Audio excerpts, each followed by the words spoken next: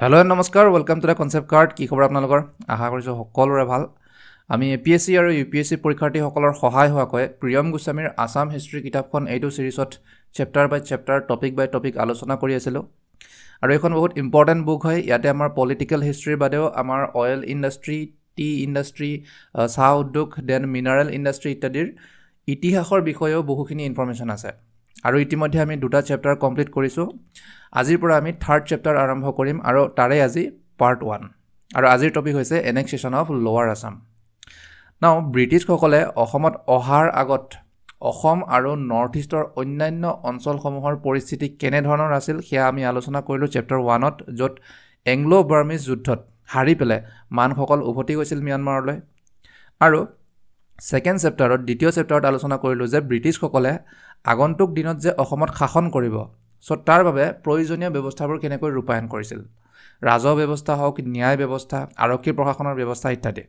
আৰু ইয়াৰ বাবে মূল দায়িত্বত থকা ব্ৰিটিছ অফিচাৰজন আছিল ডেভিড স্কট। এতিয়া তেওঁলোকে প্ৰত্যক্ষভাৱে নিয়ন্ত্ৰণ কৰা আৰম্ভ কৰিব, অঞ্চলসমূহ সম্পূৰ্ণৰূপে তেওঁলোকৰ অধীনলৈ অনাৰ কিছুমান পদক্ষেপ ল'ব। চ' আহক আমি আৰম্ভ কৰোঁ আজিৰ topic, that is chapter 3 part 1 annexation of lower Assam. Okay, এইখিনি চেপ্টাৰ 3ৰ হাইলাইটছ হয়। আমি ইয়াতে যিমানটা হাইলাইটছ আছে, টোটেল 8টা হাইলাইটছ আছে। আমি এইটো চেপ্টাৰত আমি 8টা পাৰ্টত ভাগ কৰিম, ঠিক আছে। নাও 1826 চনৰ ইয়াণ্ডাবু সন্ধিৰ পিছত অসম এক নতুন অনিশ্চয়তাৰ যুগত প্ৰৱেশ কৰিলে। এংলো বাৰ্মিজ যুদ্ধ জয়লাভ কৰি ব্ৰিটিছসকলে ব্ৰহ্মপুত্ৰ উপত্যকাক বিদেশী দখলৰ পৰা মুক্ত কৰিলে। কিন্তু প্ৰশ্নটো হ'ল যে তাৰপিছত কি হ'ব এতিয়া? অ'কে, ব্ৰিটিছসকলে নিজেই থাকি অসমক শাসন কৰিব নে পুৰণি আহোম ৰাজবংশৰ অধীনত স্থানীয় শাসন পুনৰ স্থাপন কৰিব? কাৰণ ইয়াণ্ডাবু সন্ধি স্বাক্ষৰিত হোৱাৰ পিছত অসমক সম্পূৰ্ণভাৱে তেওঁলোকৰ অধীনলৈ আনি সাম্ৰাজ্য বিস্তাৰ কৰা তেওঁলোকৰ উদ্দেশ্য নাছিল। অসম বেংগল প্ৰভিন্সৰ গাতে লাগি থকা এক সীমান্ত অঞ্চল হিচাপে ইয়াত শান্তি পুনৰ স্থাপন নোহোৱালৈকে এটা অস্থায়ী ব্যৱস্থা বজাই ৰখাৰহে তেওঁলোকৰ প্ৰাথমিক উদ্দেশ্য আছিল। চ' সীমান্তৰ নিৰাপত্তাৰ বাবে অসমত তেওঁলোকৰ উপস্থিতি বজাই ৰখাটো প্ৰয়োজনীয় বুলি ব্ৰিটিছসকলে বিশ্বাস কৰিছিল। আৰু অসম বুলি ক'লে এতিয়াৰ অসম নহয়, নৰ্থ ইষ্টৰ বিভিন্ন অঞ্চল মিলাই এটা বিশাল অঞ্চল আছিল অসম। চ' ইমান এটা বিশাল অঞ্চল য'ত জনবসতিও কম, তাত তেওঁলোকৰ সুৰক্ষা ব্যৱস্থা সম্প্ৰসাৰণ কৰাটো তেওঁলোকৰ বাবে ইমান বুদ্ধিমান বা ইমান লাভজনক পদক্ষেপ নহ'ব বুলি তেওঁলোক অতি সাৱধানে প্ৰশাসনিক আৰু কূটনৈতিক কাম কাজবোৰ আগবঢ়াই নিছিল। কাৰণ আল্টিমেটলি এটা প্ৰাইভেট কোম্পানীয়ে হয়, চ' তেওঁলোকৰ লোকচান হোৱাটো কেতিয়াও তেওঁলোকে নিবিচাৰে। আৰু ইতিমধ্যে এংলো বাৰ্মিজ যুদ্ধত তেওঁলোকৰ ভালেখিনি খৰচ হ'ল। ইয়াৰ উপৰিও তেওঁলোকৰ আৰু এটা ভয় আছিল যে যদি চাৰিওফালৰ পৰা পাহাৰৰ জনজাতিবোৰে আক্ৰমণ কৰে অহৰহভাৱে, কাৰণ নগা, খামতি আৰু চিংফসকলে প্ৰায় সমতল ভূমিত আক্ৰমণ কৰিছিল। চ' তাৰ বাবে ব্ৰিটিছসকলে সৈন্য আৰু প্ৰশাসনৰ বাবে বৃহৎ পৰিমাণত খৰচ কৰিব লাগিব। এই অঞ্চলৰ পৰা যিমানখিনি তেওঁলোকে ৰাজহ সংগ্ৰহ কৰিব, ৰেভিনিউ কালেকশ্যন কৰিব, সিয়ে খৰচবোৰ বহন কৰিব পাৰিবনে নোৱাৰে তাক লৈ তেওঁলোক চিন্তিত আছিল। সন্দেহ কৰিছিল প্লেনিংবোৰ ছাকচেছ হ'ব নে নহয় বুলি। এই সকলোবোৰ সন্দেহ আশংকাৰ মাজতো ব্ৰিটিছসকল অসমৰ পৰা তথাপিও নগ'ল। কাৰণ এটাতো এই অঞ্চলত তেওঁলোকৰ সমান শক্তিশালী আৰু কোনো নাই। তাৰ উপৰিও এই অঞ্চলটোক মানসকলৰ পৰা তেওঁলোকেই উদ্ধাৰ কৰিছে। চ' ইয়াত কেনেকৈ শাসন কৰিব পাৰি সেইটো নিৰ্ণয় কৰিবলৈ বা তাৰ পৰিকল্পনা কৰাৰ দায়িত্ব দিলে ডেভিড স্কটক। তেতিয়া তেওঁ ৰংপুৰৰ চিভিল কমিশ্যনাৰ হিচাপে নিযুক্ত আছিল, যাৰ বিষয়ে আমি আলোচনা কৰি আহিছোঁ যোৱা চেপ্টাৰত। নাও যুদ্ধৰ পিছত অসমৰ সমগ্ৰ পৰিস্থিতিক অধ্যয়ন কৰি তেওঁ অৰ্থাৎ ডেভিড স্কটে উপলব্ধি কৰিলে যে ব্ৰিটিছসকলৰ অসমক লৈ এটা ব্যৱহাৰিক আৰু দীৰ্ঘম্যাদী পৰিকল্পনাৰ প্ৰয়োজন। সেয়েহে তেওঁ 3টা স্পষ্ট উদ্দেশ্য নিৰ্ধাৰণ কৰিলে। প্ৰথমতে তেওঁ অঞ্চলটোৰ প্ৰতিৰক্ষা আৰু প্ৰশাসনৰ বাবে পৰ্যাপ্ত পৰিমাণৰ ৰাজহ সংগ্ৰহৰ ওপৰত গুৰুত্ব আৰোপ কৰিলে। সেই প্ৰয়োজনীয়তাৰ উপলব্ধি কৰিলে যে অসমৰ ভৱিষ্যত শাসন ব্যৱস্থা অৰ্থনৈতিকভাৱে স্বাৱলম্বী হ'ব লাগিব। দ্বিতীয়তে তেওঁ ব্ৰহ্মপুত্ৰ উপত্যকাৰ যিকোনো এটা অংশত এজন আহোম ৰাজকুমাৰৰ পুনৰ স্থাপনৰ প্ৰস্তাৱ দিলে, যাৰ হাতত অতি সীমিত পৰিমাণৰ ক্ষমতা থাকিব। কাৰণ এনে কৰিলে অসমৰ পৰম্পৰাৰ সৈতে এটা ধাৰাবাহিকতা বজাই ৰখাও হ'ব, তাৰ লগতে যিসকল অভিজাত শ্ৰেণীৰ লোক, বৰগোহাঁই বুঢ়াগোহাঁইসকল, তেওঁলোকক নিয়ন্ত্ৰণত ৰখাটো সহায় কৰিব। আৰু তৃতীয়তে তেওঁ পূব সীমান্তৰ দিশে শদিয়াৰ ফালে বিশেষ নিৰাপত্তাৰ ওপৰত গুৰুত্ব দিলে, যিটো অঞ্চল জনজাতীয় আক্ৰমণ আৰু পৰ্যাপ্ত আইন শৃংখলাৰ অভাৱৰ বাবে বহুদিন ধৰি অস্থিৰ হৈ আছিল। ইয়াৰে যিটো দ্বিতীয় প্ৰস্তাৱ আছিল আহোম ৰাজকুমাৰ এজনক নিম্নমানৰ ক্ষমতাৰ সৈতে ৰাজ সিংহাসনত পুনৰ স্থাপন কৰা, এই প্ৰস্তাৱক কিন্তু কোম্পানীৰ উচ্চ বিষয়াসকলে নাকচ কৰিলে, একচেপ্ট নকৰিলে। এই বিষয়ে তেওঁক ব্ৰিটিছ চৰকাৰে পুনৰ পৰ্যালোচনা কৰাৰ নিৰ্দেশ দিলে। এনে এটা সমাধান উলিয়াবলৈ কোৱা হৈছিল তেওঁক যি ৰাজনৈতিকভাৱেও স্থিৰ আৰু অৰ্থনৈতিকভাৱেও লাভৱান হ'ব। সেয়েহে স্কটে 1828 চনত পুনৰ এটা নতুন প্ৰস্তাৱ আগবঢ়ালে, য'ত তেওঁ কৈছিল যে সকলো পক্ষৰ বাবে গ্ৰহণযোগ্য একমাত্ৰ ব্যৱস্থা এইটোৱেই আছিল যে ব্ৰিটিছসকলে নিম্ন অসমক প্ৰত্যক্ষভাৱে তেওঁলোকৰ নিয়ন্ত্ৰণত ৰাখিব লাগিব, দখল কৰিব লাগিব লোৱাৰ আছাম। তেওঁৰ মতে লোৱাৰ আছামক সহজে শাসন কৰিব পৰা যাব, যিহেতু ইয়াত বেংগলৰ ব্যৱস্থাবোৰৰ যথেষ্ট প্ৰভাৱ আছে। স্থিৰ আৰু নিয়মীয়াভাৱে ৰাজহ সংগ্ৰহ কৰিব পাৰিব আৰু ব্ৰিটিছসকলক স্থায়ীভাৱে ব্ৰহ্মপুত্ৰ উপত্যকাত এক নিৰাপদ স্থান প্ৰদান কৰিব।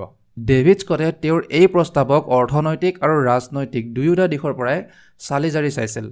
অৰ্থনৈতিকভাৱে তেওঁ এইটো হিচাপ কৰিলে যে নিম্ন অসমৰ পৰা বছৰি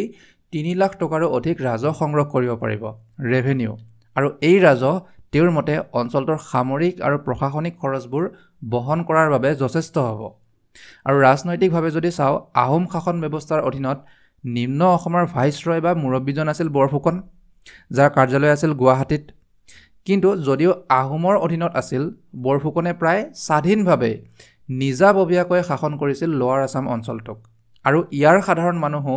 আহোম ৰাজবংশৰ প্ৰতি ইমান নিষ্ঠাবান বা ইমান তেনেকুৱা ভক্তিভাৱ তেওঁলোকৰ নাছিল আপাৰ আছামৰ দৰে। সেইবাবে তেওঁ যুক্তি দিলে যে ব্ৰিটিছৰ হাতলৈ ক্ষমতা হস্তান্তৰৰ তীব্ৰ বিৰোধিতা লোৱাৰ আছামৰ মানুহে নকৰিব। They would not resent the transfer of power to the British. উন্নত শাসন আৰু আইন শৃংখলাৰ বাবে তেওঁলোকে এই পদক্ষেপক ওলোটা আদৰিবহে পাৰে। স্কটে এইটোও উল্লেখ কৰিলে যে নিম্ন অসমৰ ৰাজহ বা ৰেভিনিউ কালেকশ্যন কঠোৰ তত্বাৱধানৰ অধীনত সম্ভৱতঃ আৰু বৃদ্ধিহে পাব।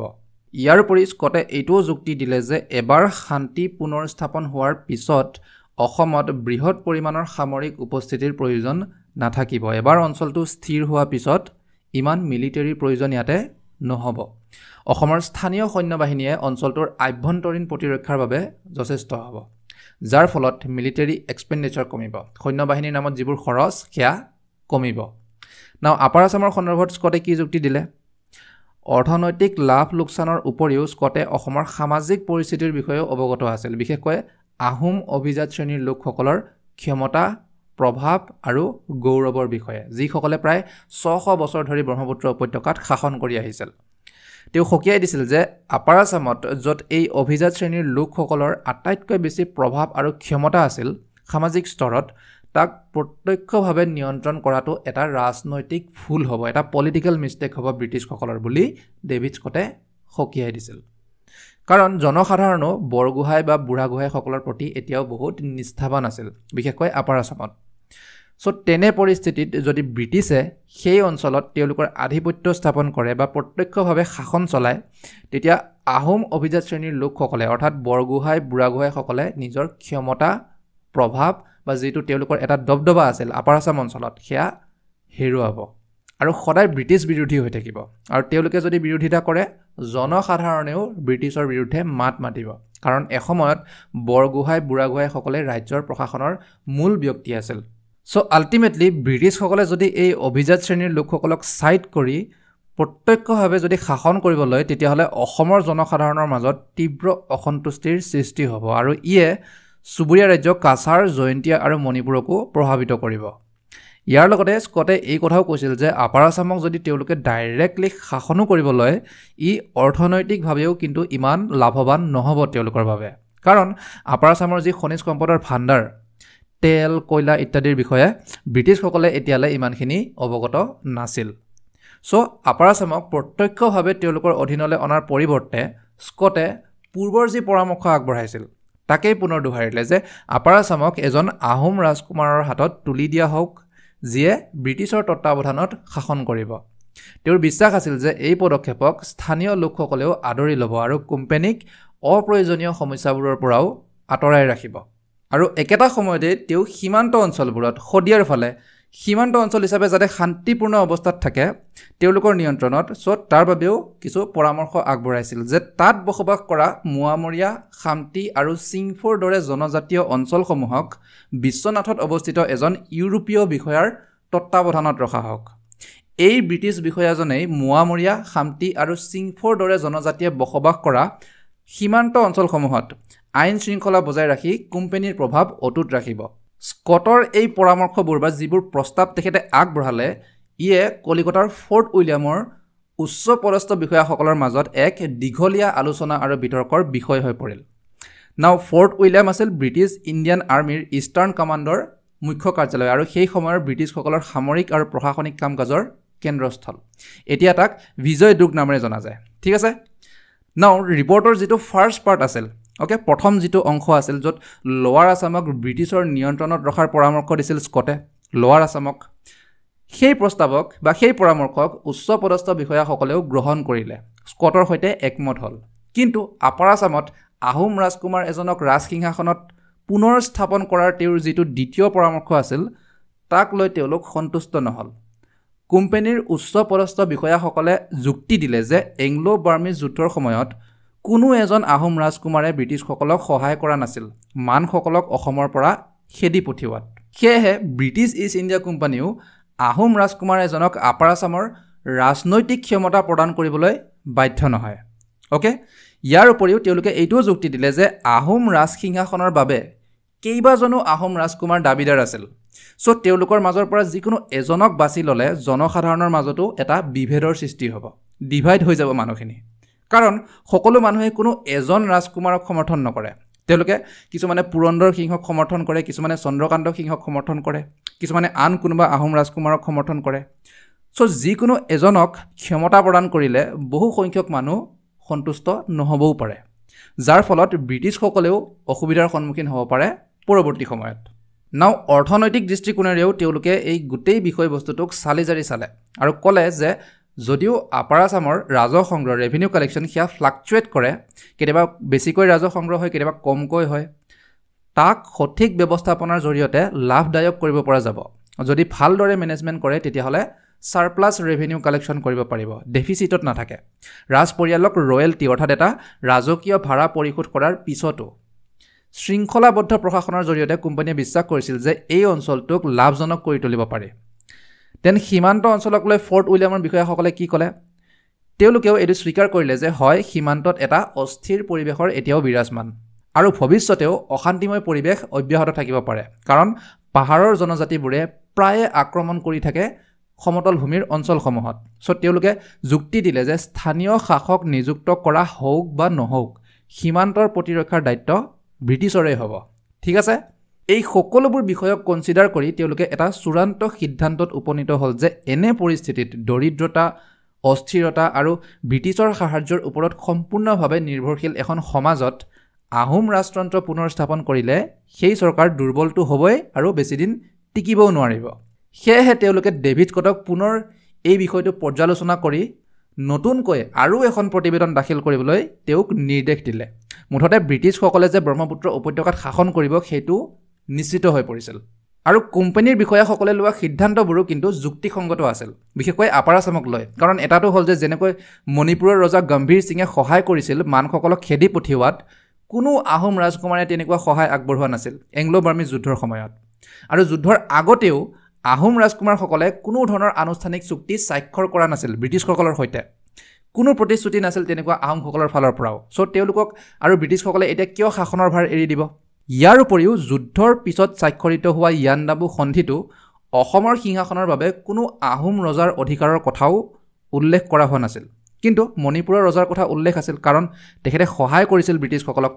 কিন্তু এনেকুৱা নহয় যে লৰ্ড আমৰেষ্টৰ ব্ৰিটিছ চৰকাৰ নাও সেইখন গভৰ্ণৰ জেনেৰেল আছিলে লৰ্ড আমৰেষ্ট এনেকুৱা নহয় যে ব্ৰিটিছ চৰকাৰ সকলো দিশৰ পৰাই শুদ্ধ কাৰণ আমি এইটো মনত ৰাখিব লাগিব যে এসময়ত 1824 চনত যুদ্ধ আৰম্ভ হোৱাৰ আগমুহূৰ্তত তেওঁলোকে এখন ৰাজহুৱা ঘোষণাপত্ৰ জাৰি কৰিছিল য'ত তেওঁলোকে কৈছিল যে শান্তি পুনৰ স্থাপন হোৱাৰ পিছত অসমীয়া সমাজৰ প্ৰয়োজন অনুসৰি এখন চৰকাৰ পুনৰ গঠন কৰা হ'ব অৰ্থাৎ ব্ৰিটিছসকলে অসমৰ পৰা মানসকলক খেদি ডাইৰেক্টলি অসমক শাসন নকৰে বৰঞ্চ ইয়াৰ স্থানীয় শাসন ব্যৱস্থাৰ পুনৰ স্থাপনতহে সহায় কৰিব বুলি কথা দিছিল আৰু ইয়াৰ বিষয়ে অলৰেডি আমি পঢ়ি আহিছোঁ আমাৰ ট্ৰিটি অফ ইয়াণ্ডাবু যিটো ভিডিঅ' লেকচাৰ আছিল তাত এবাৰ সেই ভিডিঅ'টো আপোনালোকে এবাৰ চাই ল'বগৈ কিন্তু 1828 চন আহো মানে এই প্ৰতিশ্ৰুতি হৈ নাথাকিল আৰু আমি নিজেই দেখি আছোঁ কেনেকৈ তেওঁলোকে দখল কৰাৰ কথা ভাবি আছে পৰিকল্পনা কৰি আছে এতিয়া তেওঁলোকৰ সেই প্ৰতিশ্ৰুতি এতিয়া ৰাজনৈতিক পৰিকল্পনাত পৰিণত হ'ল কমপ্লিট ৰিভাৰ্চেল অফ দেয়াৰ পলিচি তেওঁলোকৰ উদ্দেশ্যই সলনি হৈ গ'ল যুদ্ধৰ সমাপ্তিৰ পিছত অসমীয়া সমাজৰ প্ৰয়োজন অনুসৰি চৰকাৰ পুনৰ গঠন কৰা হ'ব বুলি প্ৰতিশ্ৰুতি দি এতিয়া নিজেই দখল কৰাৰ পৰিকল্পনা কৰি আছে সো এই পৰ্যায়ত এইটো কথা স্পষ্ট হৈ পৰিছিল যে যেতিয়ালৈ অৰ্থনৈতিকভাৱে লাভজনক নহ'ব বুলি